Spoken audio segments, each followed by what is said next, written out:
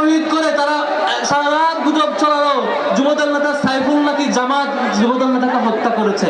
গুজব দেখেছেন না আপনারা? এরপরের দিন আরেকটা ঘটনা, ভাইয়ে ভাই জমি বিরোধ, সেখানে একজন নিহত। সেই ঘটনা তারেক রহমানের উপদেষ্টা জামাতের উপর চাপায় দেয়। এই গুজবের ধারাবাহিকতা 12 তারিখ পর্যন্ত চলবে। আমরা এই গুজবের চূড়ান্ত জবাব আগামী 12 তারিখ দেব ইনশাআল্লাহ।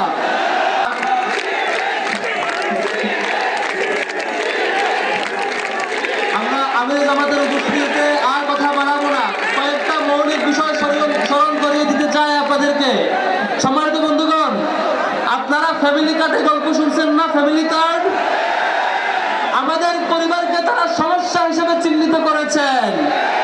আমরা আমাদের পরিবারগুলোকে সমস্যা হিসেবে চিহ্নিত করতে চাই না।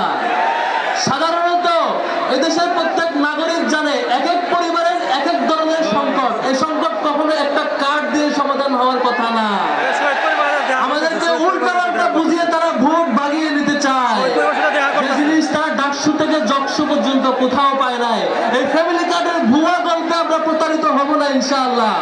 সম্মানিত বন্ধুগণ, বিএনপি গত কিছুদিন ধরে আওয়ামী লীগের মতো গুজব দলে পরিণত হয়েছে, যেটা জুলাইয়ের সময় 5 আগস্ট পর্যন্ত প্রতিদিন রাতে তারা গুজব ছড়াতো। সেরপরে আমাদের রেজাউল ভাইকে শহীদ করে তারা সারা রাত গুজব ছড়ালো যুবদল নেতা সাইফুল নাকি জামাত যুবদল নেতাকে হত্যা করেছে। গুজব দেখেছেন না আপনারা? এরপরের দিন আরেকটা ঘটনা, ভাইয়ে ভাই জমি বিরোধ, সেখানে একজন নিহত। সেই ঘটনা তারেক রহমানের উপদেষ্টা জামাতের উপর চাপায় দেয়। এই গুজবের ধারাবাহিকতা 12 তারিখ পর্যন্ত চলবে। আমরা এই গুজবের চূড়ান্ত জবাব আগামী 12 তারিখ দেব ইনশাআল্লাহ। সম্মানিত বন্ধুগণ, শেষ করব সর্বশেষ কথা দিয়ে। আমরা স্বপ্ন দেখেছিলাম এই জুলাইয়ের শহীদদের যে বিনিময়, সেই বিনিময় স্বরূপ আমরা জুলাই সনদটাকে পাবো। আমরা আগামীতে বাংলাদেশে কখনো ফেসিবাদ দেখতে পাবো না। কিন্তু একটা দল তারা আবারও ফেসিবাদ হতে চায়। তারা আমাদের চাপে পড়ে কোন রকম দায়সারা বক্তৃতা দিয়ে গণভোটের পক্ষে বলেছে, যদিও সেটি দায়সারা বক্তব্য, কিন্তু এখন পর্যন্ত তারা লোকাল পর্যায়ে প্রত্যেকটা জনপদে গণভোটের বিপক্ষে কথা বলে।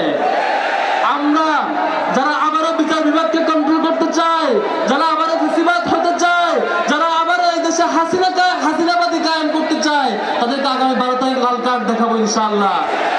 আগামী 12 তারিখ 2টা ভোট হবে, 2টা ভোট। এক নাম্বার ভোট হবে গণভোটে হ্যাঁ ভোট। কোনটা?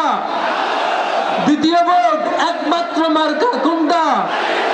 কোন মার্কা? আগামীতে যে মার্কা জিতবে সেটি হচ্ছে আমাদের আমির জামাতের মার্কা, ইনসাফের মার্কা, এই জনপদের মার্কা, দাঁড়িপাল্লা ইনশাআল্লাহ।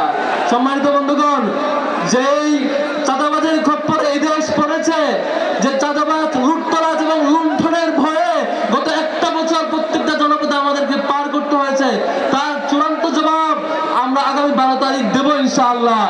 আমরা সর্বশেষ দেখেছি জকসুতে, ডাকসু পার হয়ে জকসুতে এসে আমরা সেই জবাব পেয়েছি না?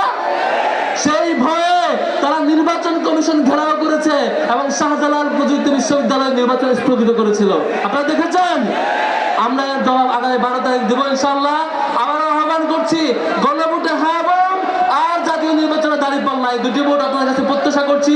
আগামী 12 তারিখ ইনশাআল্লাহ গত 1-1.5 বছর ধরে যত লুণ্ঠন, চাঁদাবাজ, খুন, অন্তর্জল যা কিছু আমরা দেখেছি, তার চূড়ান্ত জবাব আমরা দিব এবং দাঁড়িপাল্লাকে বিজয় করবো ইনশাআল্লাহ। ওয়া মা তাওফিক ইল্লা বিল্লাহ। আসসালামু আলাইকুম ওয়া রাহমাতুল্লাহ।